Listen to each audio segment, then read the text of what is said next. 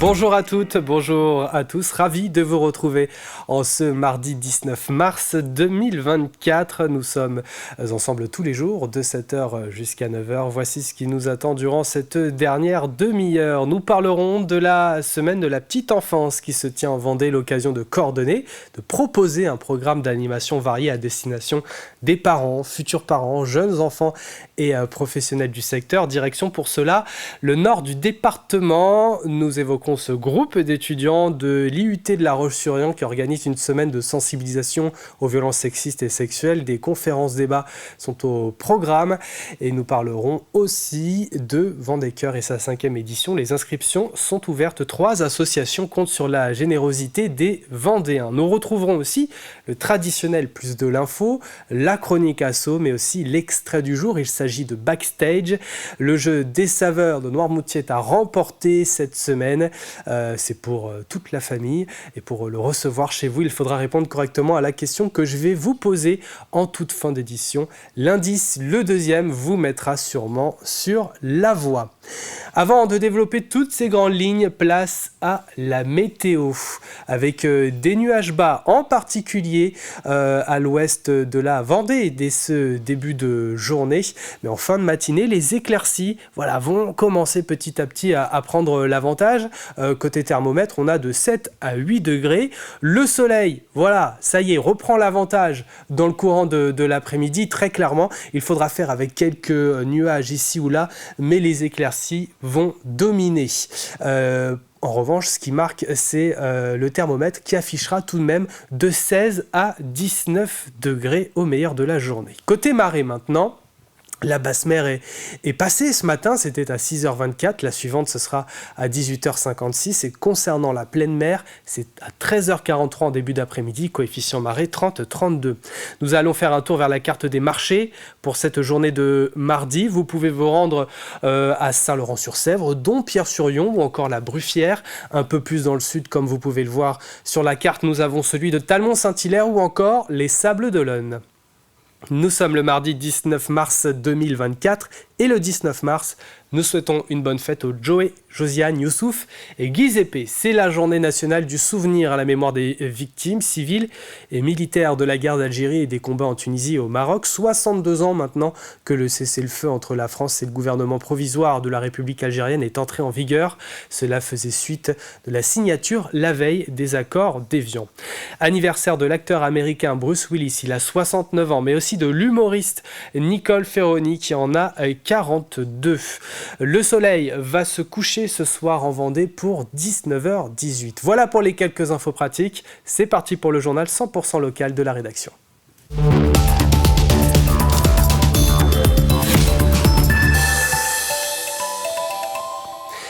Les syndicats de la fonction publique appellent à manifester ce mardi partout en France. Mobilisation pour une hausse générale des salaires et une amélioration de leurs conditions de travail. Les enseignants devraient être nombreux dans les cortèges. En Vendée, un rassemblement est prévu à 11h30 place Napoléon. Dans l'éducation nationale, certains appellent même à prolonger le mouvement sur 4 jours pour dénoncer le choc des savoirs souhaité par le gouvernement. Nous reviendrons plus en détail sur la mobilisation lyonnaise dans l'édition de 12h30. La semaine de la petite enfance revient pour une deuxième année consécutive. L'occasion de coordonner et de proposer un programme d'animation varié à destination des parents, futurs parents, jeunes enfants et professionnels du secteur. Cette année, le thème est « Viens, je t'emmène ». Un temps d'ouverture était proposé samedi à la Maison de l'Enfance à Saint-Hilaire-de-Loulay. L'idée était de découvrir ou redécouvrir les modes d'accueil du territoire et de rencontrer les acteurs de la petite enfance au travers d'ateliers et d'échanges. Sujet de Diane Delangle. Assistants maternels, individuels ou réunis en MAM, crèches, micro-crèches et lieux d'accueil, l'ensemble des modes d'accueil de Terre de Montaigu-Vendée étaient réunis le temps d'une matinée à la Maison de l'Enfance pour montrer toutes les possibilités offertes. Pouvoir proposer sur notre territoire de Terre de Montaigu des outils, un accueil qui soit à la demande en fait, de l'ensemble des familles. Ce labyrinthe en carton attire évidemment les curiosités. Une réalisation de la crèche Les Petits Câlins qui voit en cette semaine nationale de la petite enfance l'occasion de montrer et faire parler de la profession. Aujourd'hui, on a malheureusement un problème de recrutement sur ces métiers-là, alors qu'ils sont essentiels. Si les parents veulent aller travailler pour faire marcher l'économie même locale, si on n'a pas de crèche, si on n'a pas d'assistante maternelle, si on n'a pas de relais petite enfance, malheureusement, ou de MAM ou de micro-crèche, on ne peut pas fonctionner. Malheureusement, c'est des métiers qui sont encore peu connus. Donc c'est pour ça que ces journées-là, ces matinées-là, c'est fait aussi pour promouvoir les métiers de la petite enfance et donner envie aux étudiants, aux étudiantes de se lancer dans ces métiers-là. Un manque de connaissances ou de reconnaissance pour cette assistante maternelle. Et le problème ne date pas d'hier. Ça fait 30 ans que j'exerce le métier et déjà, il y a 30 ans en arrière, on avait un grand manque de reconnaissance. Et aujourd'hui, on est un peu plus reconnu, on est un peu plus professionnel en même temps. La profession, elle a avancé, mais pas assez à mon goût encore.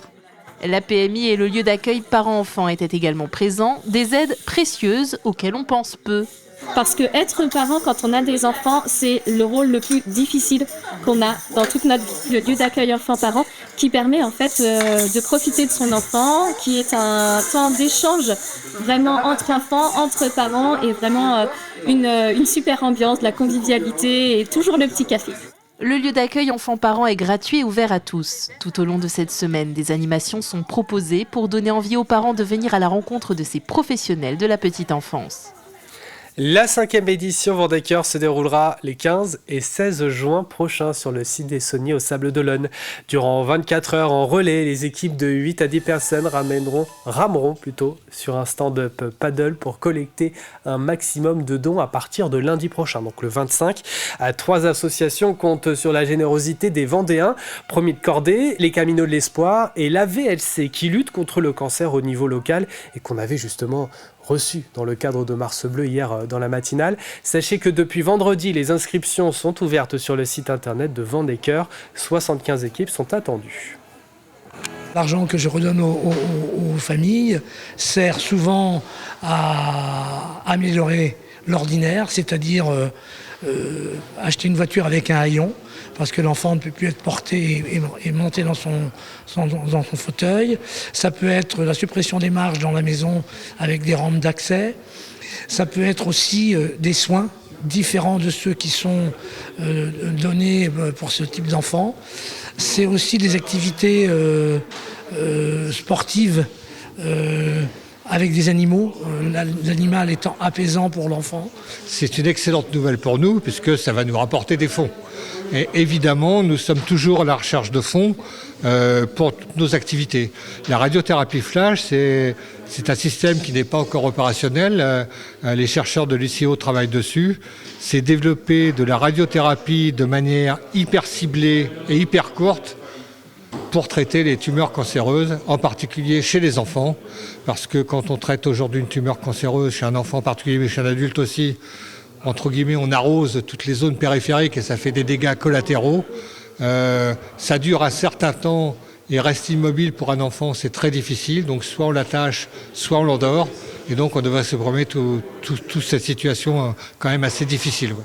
L'objectif pour cette 5e édition est de récolter 200 000 €. Jusqu'à demain, un groupe d'étudiants de l'IUT de La Roche-sur-Yon organise une semaine de sensibilisation aux violences sexistes et sexuelles. 2 conférences-débats étaient organisées la semaine dernière et cette semaine, place au théâtre participatif. Accompagnés de comédiens professionnels de la troupe Live Comédie, les étudiants qui composent le public sont amenés à agir, réagir et réfléchir face à des situations de violence, sujet qui nous est proposé par Colline Davy et Simon Filippo. 4 acteurs devant un public attentif. Cette représentation théâtrale se déroule en petit comité afin d'aborder les violences sexistes et sexuelles en toute sérénité.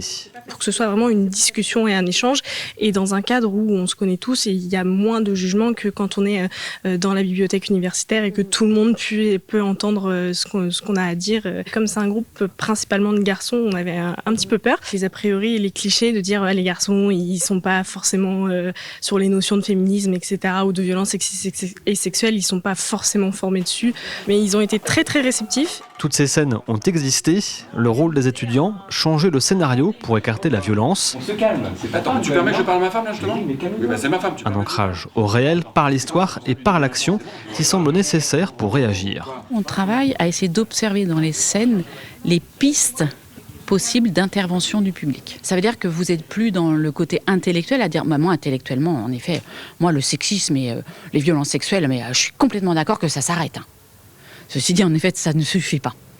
Ça veut dire qu'en fait, le fait que ça soit interactif, on va se mettre dans le mouvement, on va venir s'engager et on va vivre des émotions. Et si demain, on se retrouve dans cette situation et qu'on vit des émotions, on va peut-être repenser au moins ou ressentir qu'on peut agir. À tour de rôle, les étudiants présents se lancent.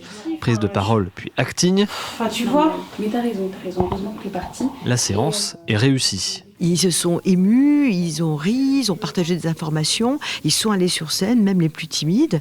On voit que ça a vraiment, la sensibilisation a vraiment formé. Ils n'étaient pas passifs en train de regarder le spectacle, ils ont été vraiment, ils ont participé, ils ont agi. Pour permettre au plus grand nombre d'étudiants de vivre cette expérience immersive, le dernier créneau est ouvert au public, c'est ce mardi de 14h à 16h. Et inscription sur le site de l'IUT pour les étudiants qui veulent assister donc à la représentation de cet après-midi. Et demain, en clôture, échange entre étudiants et l'association de prévention en milieu festif, les Catherinettes. Objectif donc échanger sur les gestes à adopter lors des fêtes étudiantes. 250 entreprises pour les demi-finales françaises du 38e championnat international de jeux mathématiques à La Roche-sur-Yon, au lycée Rosa Parks, dans la capitale vendéenne. C'était le lieu qui accueillait la plus importante délégation. Il était le seul site à accueillir la demi-finale nationale en Vendée, l'un des 3 en Pays de la Loire. L'idée est de donner le goût des maths, mettre un autre regard dessus entre énigmes, suite logique ou encore sudoku. On est sur une diversité de compétences mathématiques, de modélisation de problèmes un peu complexes par l'algèbre, mais aussi d'astuces. On retrouve ici des vraies compétences qu'on fait travailler avec nos élèves dans les écoles, dans les collèges et les lycées, mais on voit parfois performer des jeunes qui ne se révélaient pas forcément en classe, parce qu'ici on ne demande pas une rédaction très forte, on ne demande pas comment tu as trouvé, on attend juste la solution, et ce qui permet parfois de détecter des talents qu'on n'avait pas vus en classe. J'ai l'impression que j'ai pas trop réussi, après il y a des trucs, ça a l'air d'aller, je pense. Mais les dernières questions, j'ai pas répondu, j'ai pas trouvé. Ça m'avait l'air compliqué un peu. Ah bah ça va, à la fin j'ai mis un peu au pif, mais sinon ça allait. Et la finale aura lieu le 18 mai prochain. C'était à suivre sur TV Vendée ce lundi soir, la 115e édition de la cérémonie de présentation des étoiles Michelin qui ont eu lieu du côté de Tours en Indre-et-Loire. Pas de changement cette année dans notre département où tous les restaurants conservent leur distinction. La Marine du côté de Noirmoutier reste le seul 3 étoiles dans la région Pays de la Loire. Alexandre Couillon l'avait reçu l'année dernière et en la gardant, il figure parmi les 29 restaurants étoilés de l'édition 2024. Adepte des produits de la mer et du potager, c'était la première fois qu'il recevait cette haute distinction gastronomique depuis sa reprise du restaurant familial. Et puis hier marqué le début de la 35e semaine de la presse et des médias dans l'école. TV Vendée partenaire et nous diffusons tous les soirs jusqu'à vendredi une émission avec un collège du département. Depuis le mois de septembre, 5 classes ont travaillé avec nos journalistes sur une série de reportages et ils viennent donc les présenter en plateau. Alors hier soir, ça avait commencé avec les 4e de Michel Ragon à Montaigu-Vendée et Alix Lanos. C'est vrai que c'est dur de trouver quoi prendre avec la caméra parce qu'on ne sait pas forcément prendre des paysages, mais ça se ressemble un peu, donc c'est dur de savoir quoi prendre avec la caméra des fois. Moi je suis très satisfait d'avoir vu ce que ça donne finalement une fois monté. Mais oui, c'est particulièrement intéressant. Ça, comme disait ma collègue, ça permet de continuer à travailler sur des projets de médias sous un angle complètement différent. Jusqu'ici, on travaillait surtout sur le texte ou sur l'image fixe, sur la photo. C'est la première fois qu'on travaillait en image animée, en reportage télé. Rendez-vous sur notre site internet tvvendée.fr pour découvrir cette émission en intégralité. Ce soir, ce sera au tour du collège Clémenceau d'Essart-en-Bocage avec Grégoire de Châtillon. Voilà pour l'essentiel de l'actualité en Vendée. Place aux prévisions météo détaillées du jour avec un ciel plutôt nuageux dans les terres, même si voilà, ça commence à se dégager. Les températures dès ce début de journée baissent. Nous avions 7 degrés à Boin, à Montaigu-Vendée, La Roche-sur-Yon et la Tranche-sur-Mer, 8 pour Chaland, la Châtaigneraie, Fontenay-le-Comte et les Sables-d'Olonne, jusqu'à 9 degrés pour les îles. Le soleil reprend donc l'avantage dans le courant de l'après-midi. Il faudra faire avec quelques nuages, certes, mais les éclaircies vont dominer. Le thermomètre affichera de 16 à 19 degrés, c'est plutôt doux. Demain, premier jour du printemps, les éclaircies vont continuer de briller, surtout dans l'après-midi, même si les températures vont baisser au plus doux. C'est la fin de ce Flash Info. Il est temps de retrouver nos chroniques du jour. À suivre dans quelques instants, la chronique Asso. Il y aura l'extrait de Backstage aujourd'hui, le jeu également, mais avant tout ça, c'est parti pour le plus de l'info.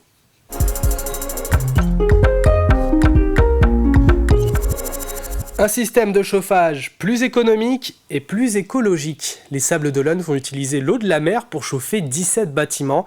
Les travaux vont se dérouler jusqu'en 2027. Voici 3 minutes ou un peu moins pour en apprendre davantage. L'assothermie, c'est le phénomène qui permet de récupérer des calories dans un fluide par conduction. C'est-à-dire on fait passer dans un fluide dans un échangeur.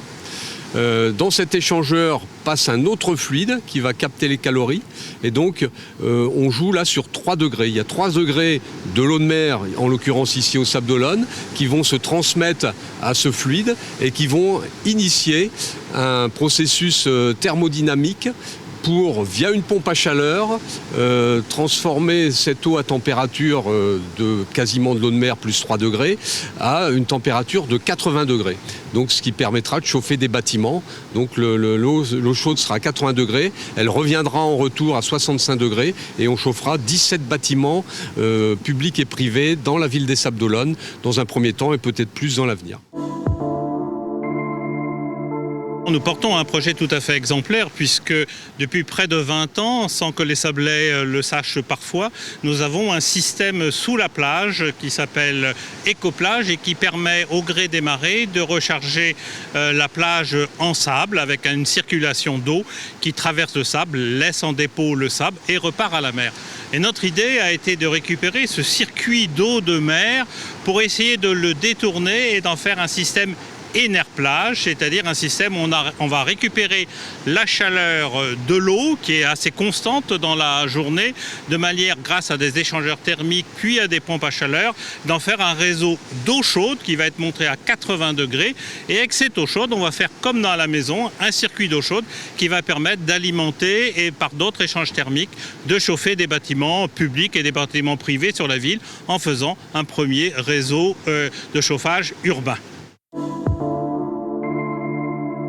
Notre projet est soutenu par l'ADEME, mais on a un calendrier qui est assez contraint. Effectivement, les travaux vont commencer dès le mois de mars. Alors, elles sont phasées évidemment pour tenir compte de la saisonnabilité, du vent des globes, de l'impact également sur les commerces. Mais l'objectif, c'est que finalement, sur la fin 2025, les premiers bâtiments puissent être chauffés à partir de cette eau de mer. C'est un projet au total, lorsque l'ensemble sera réalisé, qui permettra d'avoir plus de 17 bâtiments reliés. C'est plus de 8,4 millions d'euros. Effectivement, l'ADEME nous apporte 45%, c'est-à-dire près de 3,8 millions. Le reste, c'est la collectivité effectivement qui le finance, mais qui va se faire rembourser tout simplement par l'achat d'énergie et les usages dans le temps.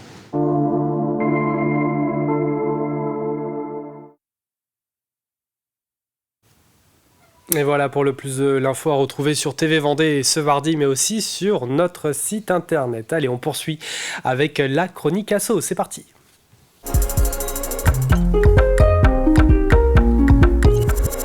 Coup de projecteur avec Mathis Pires sur l'association Cœur et Aventure qui organise le 6 avril une journée sportive. Tous les bénéfices seront reversés à des collectifs de lutte contre les violences faites aux femmes. Au programme donc journée d'échange et activités notamment.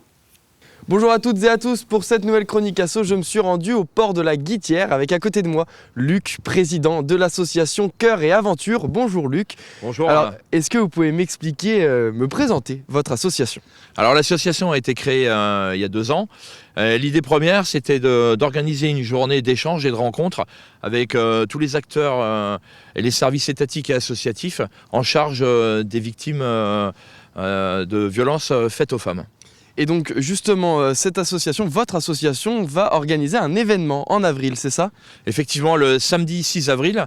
Donc je vous donne rendez-vous à toutes et à tous au port de la Guittière à partir de 9h pour effectuer un petit parcours sportif en marchant ou en courant de 6 ou 9 km. Un petit verre de l'amitié, on partagera un petit repas ensemble et à l'issue de l'après-midi, plein d'ateliers surprises sportifs, de rencontres avec tous les services étatiques, les associations, la préfecture, le département, la gendarmerie avec la maison de protection des familles et plusieurs acteurs sportifs pour venir une fois encore échanger. Et donc là, ça va être la 2e édition, parce que l'année dernière, ça a été un succès, votre première édition. Vous refaites une nouvelle édition. Pourquoi? Qu'est-ce qui va se passer? Racontez-moi un petit peu. Alors effectivement, l'année dernière, c'était une première édition. Je ne sais pas si on peut parler de succès, mais c'était plutôt sympa, puisqu'on a pu récolter en tout un petit peu d'argent qu'on a pu remettre intégralement, et ça c'est important de le dire. Tout ce qui est récolté à cette journée-là est intégralement reversé aux associations. Et donc l'idée, c'est effectivement, comme ça a bien marché, peut-être de reproduire cet événement et une fois encore permettre d'échanger avec tous les services en charge de cette cause qui nous concerne tous. Et donc pour cet événement, vous recherchez un maximum de participants pour venir ici, au port de la Guittière, pour cet événement. Effectivement, ça touche tout le monde. Donc l'événement, c'est l'occasion de venir se rencontrer et de venir participer à cette journée de rencontre. Et c'est prévu pour quand?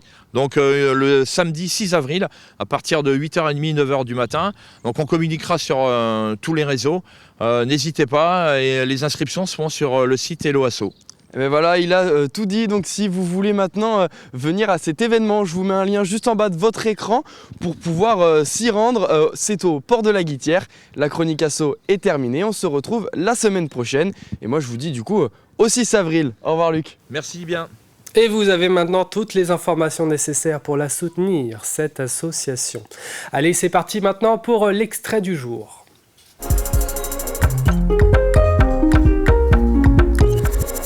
Il s'agit de Backstage que l'on retrouve tous les mardis. Aujourd'hui, l'invité, c'est Jérôme Aubray, le directeur artistique du festival acoustique qui aura lieu du côté du Poiré-sur-Vie à partir de vendredi et tout au long du week-end. Est-ce que tu peux nous dire comment c'est né ce festival acoustique? Alors le festival, il est né déjà dans ma tête il y a très longtemps. Parce que j'avais 16-17 ans quand déjà j'avais envie de faire ce festival. Ouais. Et puis la vie a fait qu'à un moment donné, on passe à autre chose, les études, les machins. Et puis il y a 16 ans, j'en ai parlé à Jean-François Rabillard, un copain à moi. On s'est dit tiens, j'ai cette idée de festival, est-ce que ça t'intéresserait qu'on puisse se lancer dans l'aventure? Et puis c'est parti comme ça. Voilà, une idée un peu folle, et puis je pense qu'on n'a pas trop réfléchi, je pense qu'on a bien fait d'ailleurs, parce qu'autrement on ne l'aurait jamais fait, mais ouais, c'est parti comme ça, quoi. Alors tu parles de Jean-François, tu vas nous parler aussi des équipes, ouais. Combien travaillent autour de ce projet, autour de cette édition? Alors aujourd'hui, quand on a lancé le festival, on était 2. Et aujourd'hui, on est en permanent, parce qu'on est que des bénévoles, hein, c'est un festival 100% bénévole. On est 10. Voilà, on est en pôle en fait. Hein, on s'est je perds mon organisé pardon, ouais. En pôle avec donc un pôle billetterie, un pôle partenariat, ouais. un pôle catering, accueil artiste, un pôle programmation, un pôle partenariat, un pôle technique, un pôle bénévole aussi. Donc voilà, donc on est 10 à l'année à faire vivre ce festival. Avec de vraies valeurs autour de ce festival. On essaye. Bah oui, on le ressent. Ah, c'est sympa. Des valeurs. C'est sympa, mais ça a toujours été le cas. Ça a toujours été l'envie en fait de faire un festival très intimiste. Oui. Voilà, ça c'est important, et avec des valeurs qui qui sont parfois un peu galvaudés parce que finalement tout le monde les emploie, mais en tout cas c'est cette notion de partage, de proximité, d'intimité autour des artistes et d'échange finalement entre l'artiste et le public, entre les bénévoles et l'artiste et le public aussi. C'est ce qu'on voulait faire depuis le départ et finalement lorsque les gens nous renvoient l'image en disant mais moi j'ai l'impression d'avoir l'artiste dans mon salon, ça nous fait plaisir parce que finalement c'est ce qu'on voulait faire dès le départ et c'est ce qu'on a entre guillemets réussi à faire depuis 14 ans là, depuis que le festival existe. Ouais, c'est chouette. Et ce nouveau numéro est à retrouver dans son intégralité aujourd'hui sur TV Vendée. Allez, avant de marquer une page de publicité et nous quitter, restez avec nous pour le jeu.